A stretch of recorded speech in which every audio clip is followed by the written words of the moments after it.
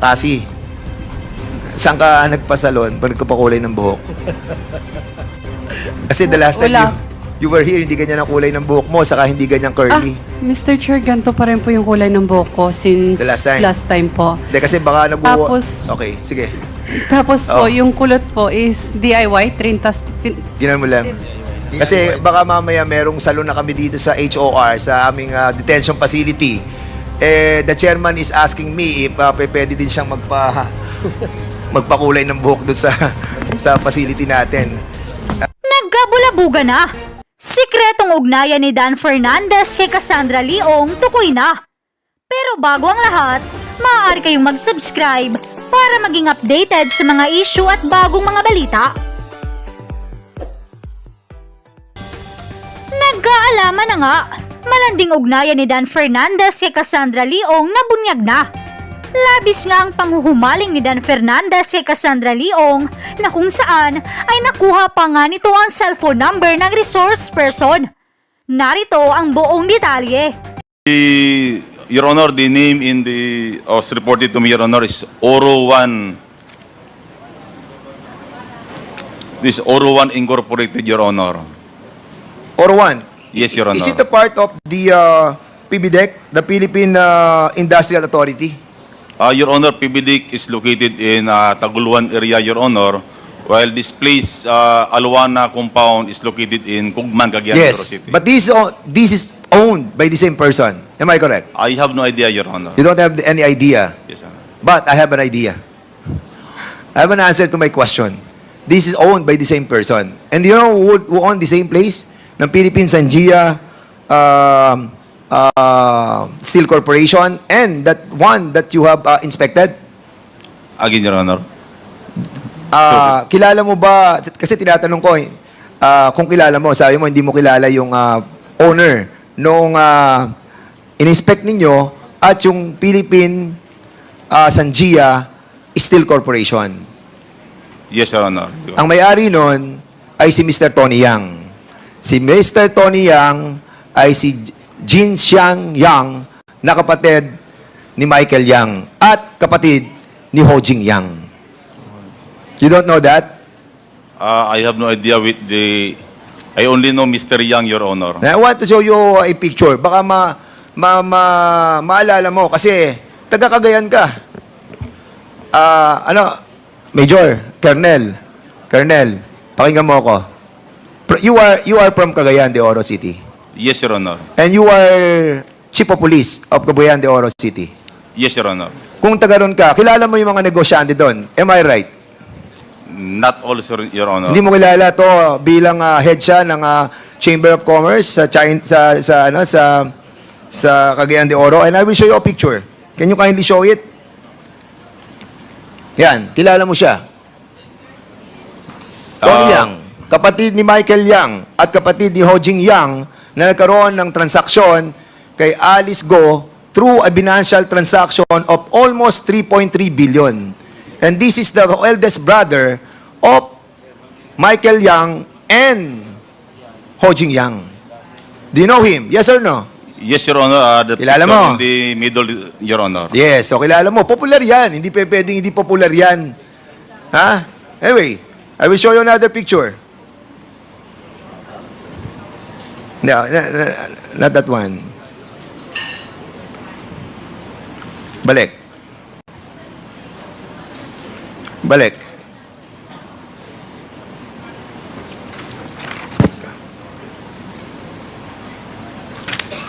Okay. Yan. Alice, wala kang kilala sa tatlong yan na magkakapatid? Si Wala Ho Jing po. Yang, si Jian Xing Yang, at si Hong Ming Yang? Wala po. Wala kang kilala talaga wala dyan? Po, wala sa po, mga wala yan? Po, wala Itong po. si Hong Jing Yang na paki-forward mo yung transaction nila. Yung si Hong Jing Yang na naka-transact mo through bank transactions? Never ko po siya nakatransact po, Your Honor. Paano yung nagsasend sila ng pera sa iyo na hindi mo nakikilala sila? Wala naman po sila sinisend po sa akin na pera po, Your Oh, Honor. yes, of course. You will... Now, sige, balik tayo dun sa propose nilang yung Philippine Sanjia Steel Corporation. According sa kanilang balik mo sa dati kanina. Yan. According sa kanilang proposal doon sa PBDEG, okay? Sinasabi nila that itong kumpanyan to is a Philippine-owned corporation. It is a 47 hectares na ang kanilang development ay may kasamang warp o yung tinatawag na ano yung tinatawag doon sana?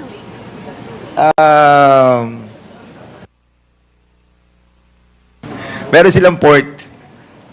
And may seaport sila, steel corporation sila, manufacturing company sila ng steel, meron silang port doon sa 47 hectares that was constructed and approved on 2018. But kung titignan po natin yung presidente nila na si Antonio Lim, na siya rin po si Tony Yang at siya rin po si Xianjian Li Yang, Mr. Chairman, he is a pure Chinese national. I wanted to show the passport of Mr. Jianxin Yang. Can you kindly show the passport? Yan po yung passport niya. And I think, mamaya tanungin natin ng PAOK because I think they will be presenting something as well, no? With this regard. So, si Antonio Lim, si Tony Yang, si Yang Jianxing is a Chinese national. How can he own a property and bought lands doon po sa Cagayan de Oro City, 1,000 or 100 of hectares for being a Chinese national?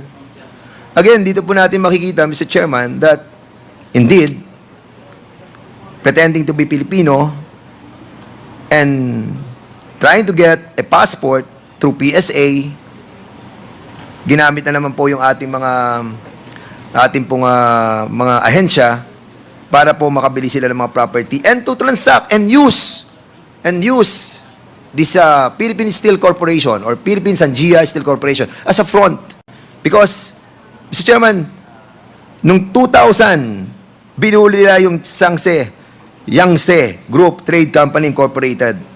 And at the same time, yung Golden Sun Cargo Examination Service Corporation. And at the same time, Mr. Chairman, ito pong Yangtze na rice mill nila, later on, probably, will be asking as well the PAOK to give us more detailed, no, about the transaction that they have undergo. Doon sa mga critical na mga personalities that are involved with drugs. Yung mga personalities that we mentioned in the Committee on Dangerous Drugs are involved in this bank financial transaction. Mr. Chairman, I want also to show yung ating pong Philippine Sanjia Steel Corporation. Paki-show yung mapa.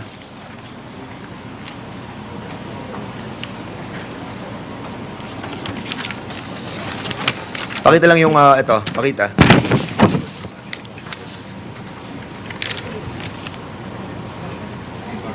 Before that, let me acknowledge the presence of our Deputy Speaker, Raymond Mendoza. Mr. Chairman, that is the Philippine Steel Corporation. They are a 47 hectare with a lease agreement with PBDEC, which the PBDEC, the Philippine Industrial Authority natin, owned by the government, 22 hectares doon. Pinaupahan natin sa kanila. Pinaupahan natin sa kanila ng 30 pesos per square meter. Meron silang port. And accordingly, nagtataka tayo, lalo na yung PAOK, nagtataka rin sila, bakit may mga Chinese nationals dyan? And at the same time, Mr. Chairman, no, maraming nagdadak dyan ng mga ship. And most likely, no, the news about the transshipment of drugs, no, most likely, dyan din po dumadaan. Mr. Chairman, I would like to invite also Miss Gemeline S. Cruz. Siya po ang bagong presidente ng Sunyuan Technology. And Roderick Puhante. Siya po ang VP and Treasurer. And si Jason Maswerte. No? Maswerte sila, hindi sila naimbitahan. Pero ngayon, we have to invite them because they are the new Sunyuan Technology Incorporated na Presidente, Vice President, Treasurer. And they are the one who paid $500,000 sa PAGCOR.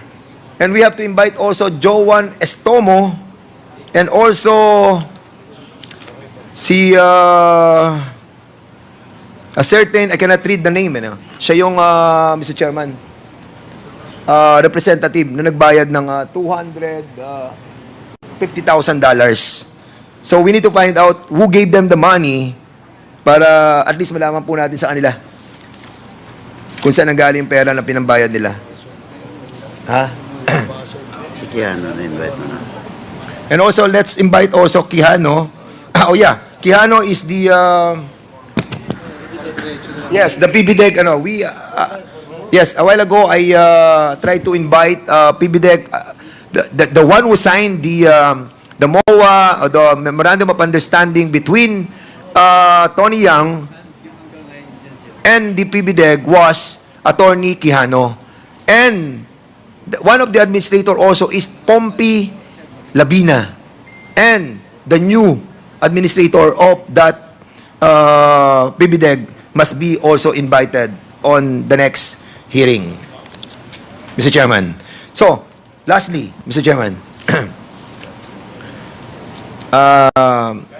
last na po, Cassandra,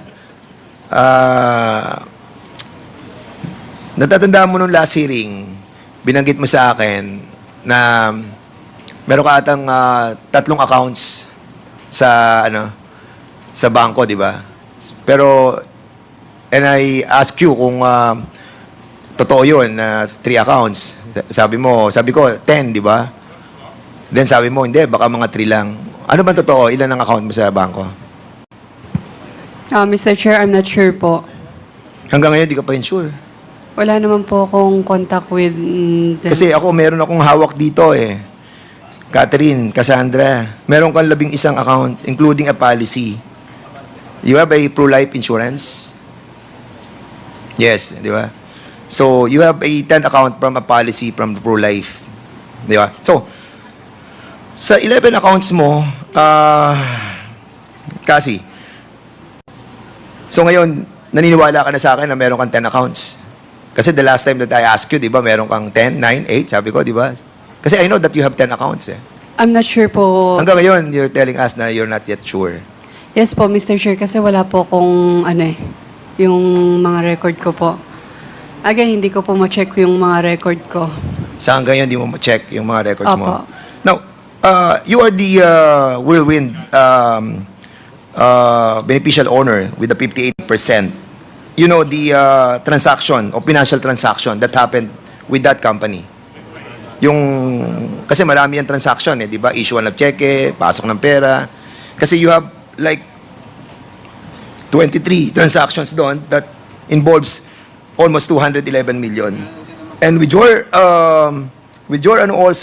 accounts, the 11 accounts, you have almost 198 million. So, do you have an idea that almost kalahating billion yung transaction that you have transacted with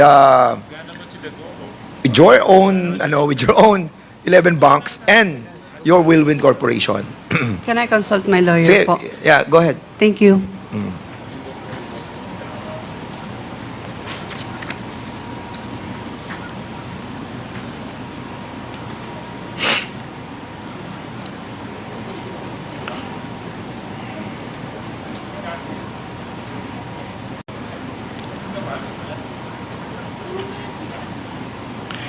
Pakilabas nga. Yes, Asi. Mr. Chair, I You invoke your right. Opo, kasi may Yeah. money laundering na po. Sige, okay. Kasi the last time, wala ka pang kaso eh. Kaya nga sinasabi namin sa iyo, cooperate with us eh. Pero now na may kaso ka na, yan talaga yung mangyayari. Now, I will show you something, Kasi. Kasi, ito yung, now na may kaso ka na, and these are the cases that were filed sa iyo, it seems that you have transacted 198 million doon sa 11 accounts mo, and sa Whirlwind naman is almost 211 million. Yan ang umikot sa pera mo. Yan ang transaction mo. And I want to show yung kay Duaren Wu. Si Duaren Wu, meron siyang 7 bank accounts at meron siyang umikot na 183 million. So in other words, Mr. Chairman, kasi, mas malaki pa yung umikot na pera sa iyo compared to Duaren Wu. So ngayon, ang tanong ko sa iyo, sino ang boss? Ikaw ba o siya? Sino ba talaga ang boss sa inyo? Wala naman po boss sa amin. Ah, walang Mr. boss. Chair. Opo. So hindi siya ang Partnership naman po Ha? kami. Wala pong boss sa amin, Mr. Chair. partnership kayo. Opo. Pero, syempre, mas matanda siya. Pero you are the 58% owner of the Whirlwind, di ba? 58% ka eh. And kung pagbabasehan natin yung assessment doon, 2.5 billion, that's almost 1 billion plus. So, ang laking pera nun kasi, di ba? But of course, I don't want to dwell with it anymore. But in here, clearly, 20% lang si Duaren Wu, ikaw 58%. So, there must be somebody who is the boss. Kasi kung 58% ka, 20% lang si Duaren sa Whirlwind Corporation, so you must be the owner. Majority owner. Cassandra. Yes. Kasi kung pagbabasihan mo, Mr. Chairman, tong issue ng Bamban, saka ng Porac, they are almost the same. Sa Porac, meron silang Whirlwind. Sa Banban naman, meron silang Baofu. Meron silang Sun Yen na Pogo, meron naman sa Lucky South. At dito naman sa Cagayan, meron naman silang Philippine Sanjia Steel Corporation na kung saan yun po yung nagiging kanilang legitimate no na business para itago yung money laundering, including yung mga drugs na possible doon dumadaan sa port ng Cagayan de Oro City. And we need to really establish, no? And I have also the copy of the from PAOK, mamaya sabihin siguro ng PAOK, yung kanilang tinatawag na development, what do you call that? The business, the design of the business plan that was submitted, no, sa municipality or sa city of Cagayan de Oro, telling us that the design of those manufacturing company were the same as that of the Porac and the Banban. Kaya medyo malalim po itong isyong ito that we need to dwell deeply, Mr. Chairman. But for the meantime, yun muna siguro isang tanong na lang kay Cassandra. Cassandra, I'll be asking this on behalf of my former director in the movie industry, si Direk Eric Mati. He was asking me kasi, saan ka nagpasalon? Ba't ka pa kulay ng buhok? Kasi the last time Wala. you were here, hindi ganyan ang kulay ng buhok mo, saka hindi ganyan curly. Mr. Chair, ganito pa rin po yung kulay ng buhok ko since The last time? po. Hindi, kasi baka Tapos- Okay, sige. Tapos po, Oh. yung kulot po is DIY, Ginan mo lang. Kasi baka mamaya merong salon na kami dito sa HOR, sa aming detention facility. The chairman is asking me if pwede din siyang magpakulay ng buhok doon sa facility natin. I just wanted to make it light, no, yung ating pong discussion. But if indeed there is a existing salon in the detention center, then I will be filing a resolution, ano ba, condemning or Sasagot yata siya. sige, kasi, sige. Yung hair color ko, ito pa rin po naman since then. Yan ba yung po. dati? Except na lang siguro kung, di ba, nagsha-shower naman po. So, Hindi, parang naiba kasi ang kulay. Opo. Kasi everybody was trying to tell me na parang nabago yung hair mo. But ano na yun, beside the point. Parang alam na alam mo ang buhok, ang kulay ng buhok Next slide ni si Direk. Cassie, ha? Thank you so much, Mr. Chairman. Maraming po salamat. Thank you, Congressman Dan Fernandez. Mr. Chair, Da- sinagot po ba ni Cassie yung ba't binago yung buhok? Yes, Your Honor, ang sabi niya na yun daw talaga yung kulay ng buhok niya. Parang napapansin lang ni Congressman Dan. The next to interpolate is Congressman Richard Gomez. He's not here. So Congressman, next is Congressman Sergio Dagook. He's also not here. So the next to interpolate is Congressman Arrogancia. You're recognized. Thank you, Mr. Chairman. My question will go direct to Ms. Guo. Good afternoon, Ms. Guo. Good afternoon po, Your Honor. Pwede ko po bang malaman kung kayo po si Guo Waping? Your Honor, ako po si Alice Go. Okay po. Sabi niyo po, kayo po ay negosyante sa farming. Ano po? Pwede po bang malaman, kayo po ba ay may record ng transaction ng bank loan sa kahit anong bangko sa Pilipinas? Marami po. Meron po kayong loan sa bank? Loan? Meron po, marami po. Pwede po bang malaman kung magkano po ang inyong loan sa bangko? As of siguro po mga 2 months ago or 3, nasa almost 200 million po. Ito po yung related sa anong company? Sa farm po. Ang collateral po is yung QJJ farm po. Pwede po pakiulit? QJJ farm po. Yung pong nasa 200 million yun na loan sa bank, ito po ay isang klaseng loan lang o accumulated loan ng iba't ibang bangko?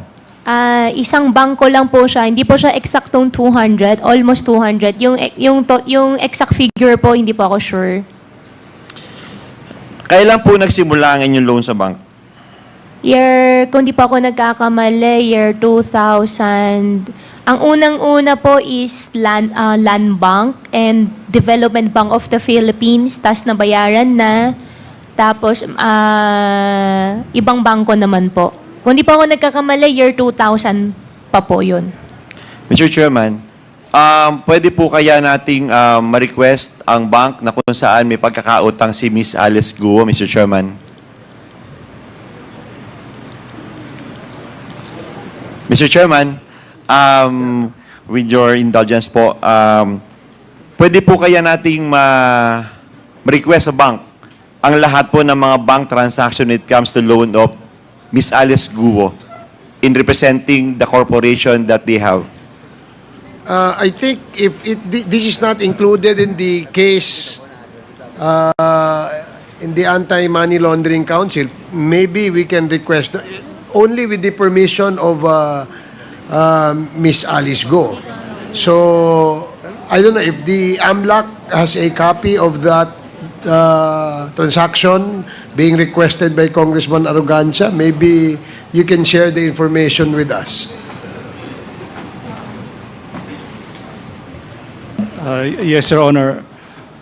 Well, under Section 8A of the law, Your Honor, all information that we gather are confidential. But I believe under Section 2 of Republic Act 1405, only deposits of whatever nature, including investment in bonds issued by the Republic of the Philippines, shall be covered by the bank secrecy. And considering that the loan is not among those mentioned by 1405, it may be requested, Your Honor. Mr. Chairman, I was just trying to prove ang source of income ni Miss Alice Guo, bakit po yung kanyang lifestyle ay sobrang taas. Gusto ko pong malaman yung legal na pinanggagalingan ng kanya pong source of funds.